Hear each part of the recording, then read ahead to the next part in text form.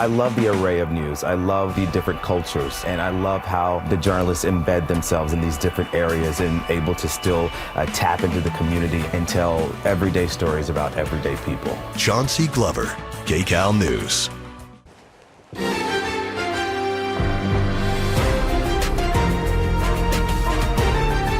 This is Kcal News, Los Angeles. Oh no! Oh, back! Oh, bad move! Oh boy! And again, backing up again. Oh boy! Oh yeah! Wow! Look at that! Oh, just like that! Now smashing into him. Ron, look at this though! Oh no! Wow! Oh my goodness! Wow! I cannot believe this. Oh my God! Oh no! Oh no! No! No! No! Onto the freeway! Oh my God! Onto the 91 freeway. We'll try to get. I don't believe this. On the wrong way now. Oh, the drama. Now on Kcal News on CBS Los Angeles. This breaking news, a shocking pursuit as the driver goes to extremes to try and escape police. Good evening, everyone. I'm Pat Hardy. And thanks for being here with us tonight, friends. I'm Chauncy Glover. We start tonight with that dramatic chase that took a number of very dangerous turns. And Kcal assignment editor Mike Rogers live at the desk now. Mike, you were calling this one live. What a night. What a night indeed. You know, usually when we see scenes like this of a car driving on the wrong side of the freeway, that's the only crazy thing that happened. But this was certainly the opposite, and it went from 0 to 100 really quickly. I want to show you some of the video here from Kcal. Overhead, a seemingly innocuous chase, only about 30 to 40 miles an hour for the majority of this chase. And then we get here. He gets off the freeway, and she starts ramming the patrol cars, backing into him. You have these very aggressive La Habra PD units start slamming into the side of the car. They try to box her in, and it doesn't work. Eventually, she's able to weasel her way out of there, and she tries to split the trees here, hits that fence, and that has a La Habra police officer also run into a tree. Now she keeps trying and eventually pushes through, goes through this parking lot off of 6th Street in Corona, and right out the other side of the parking lot, what's there? The freeway. Drops down right there onto the 91 freeway, starts driving the wrong way, eastbound in the westbound lanes of the 91, narrowly missing several cars, smoke starting to pour out. She gets out, she hops the center divide here, and this is where things got really scary. Desmond Shaw pulled his camera out. We were so worried she was going to get hit. She doesn't. She keeps running, loses a wig, loses a shoe, goes into that Denny's for a long time, and finally comes out after several canines went in. Obviously very distraught she is. We don't know exactly what the circumstances were with her, why she did this. This is an allegedly stolen car. That truck belonged to a Cisco food company. They're a wholesale food manufacturer. All said and done, somehow nobody was injured in all of this. Most interestingly enough, the suspect, who managed to ram police cars, go off of the bridge under the 91 freeway, run across all lanes of a very busy freeway, then probably get bitten by a dog inside of the Denny's. All of that. She goes to the hospital. No innocent people were hurt. This was all carried out by the La Habra Police Department for the entirety of this chase until other police agencies like Corona got involved. You know, we really quickly had a chance to speak with somebody who was inside that Denny's when it happened, and he told us it was just crazy. All of a sudden, the cops came in, told him to get out. They didn't know where she went. They didn't know if she was armed. A real scary situation, but that person, that woman, is now in custody. We'll have a lot of work here at the desk to figure out exactly who she is, what her background is, and why this all happened, guys. Good thing is no one out of all of that was hurt. Crazily enough, and thankfully enough, yeah. Yeah, thanks, Mike. Oh, it feels good to be back.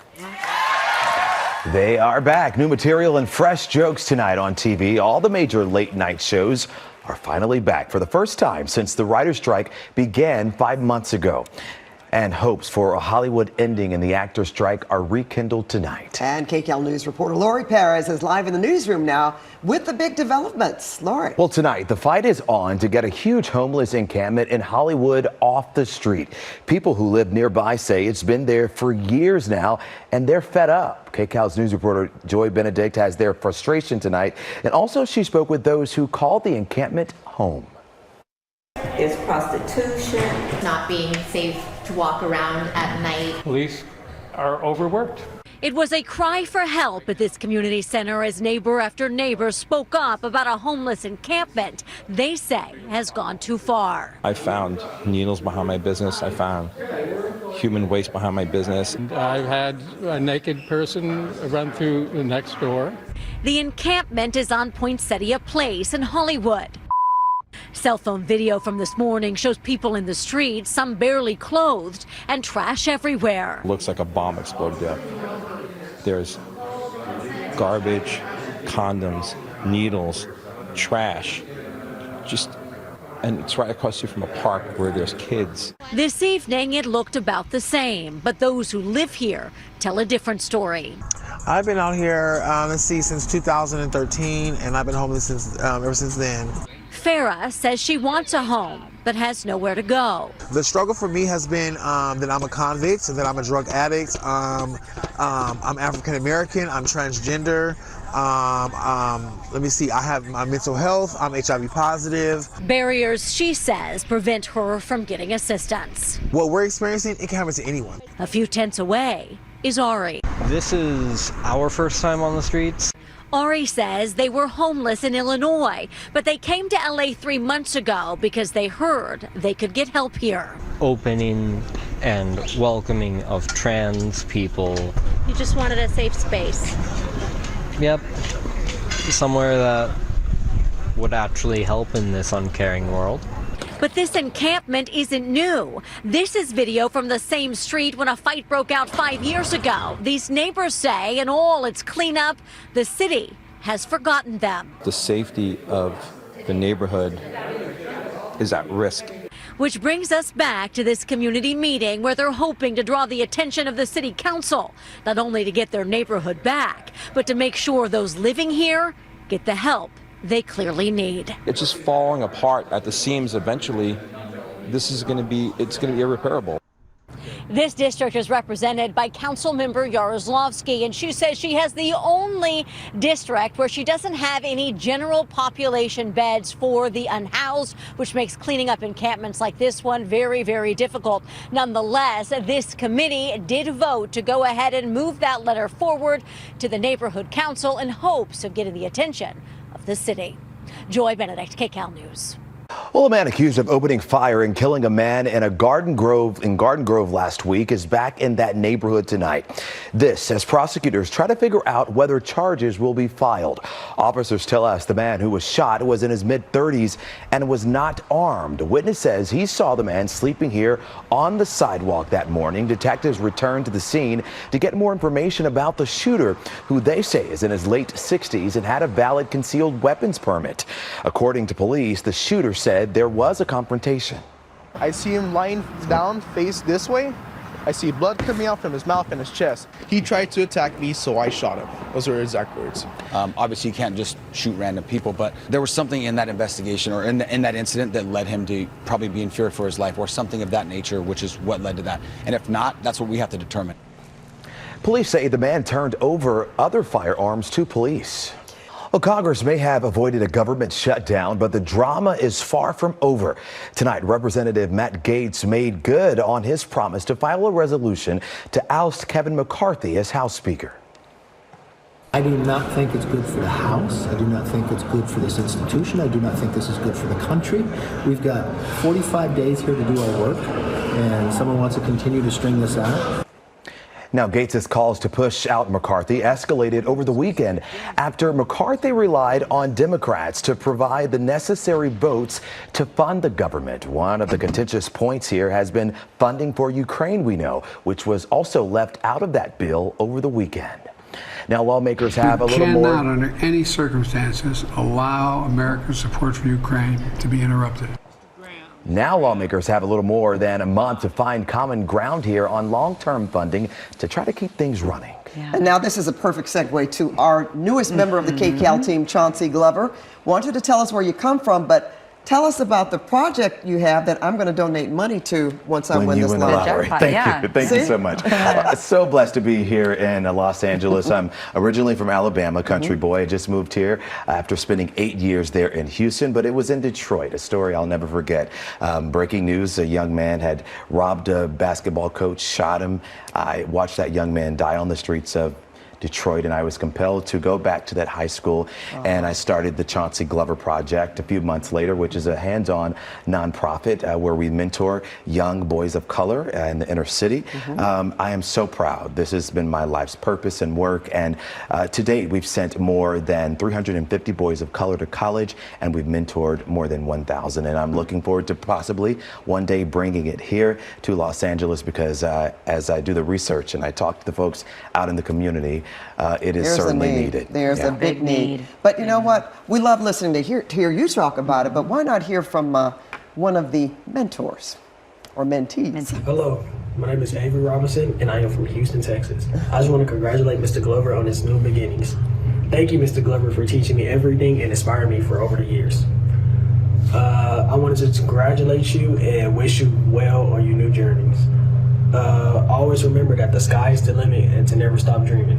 Thank you. Now, I wonder who told him that. You know, and a lot of these young men, college wasn't even in their future. They didn't think it was obtainable, but we were able to lead them and guide them. And I tell you, I am so proud. It kind of almost makes me tear up a little bit when I hear those young men, because they're now doing these videos from their dorm rooms and they're in college. They're doing wonderful things. And some of them even majoring in communications and journalism. So hopefully, Miss Pat, they'll be coming on and replacing us well, one day. You know, that's a possibility. And again, the need is very great out there, and this is one of the best places, I would say, to mentor young people. You know, we've seen a lot of it over the years, participated. I had a foundation myself, so it's a wonderful thing, even if just to stop and take the time to talk to some young people and tell them, you can do it. There's a whole new world out there. So kudos to you. Thank you. And sometimes I find it unbelievable because it's changing your community and it's changing the lives of young men in your community.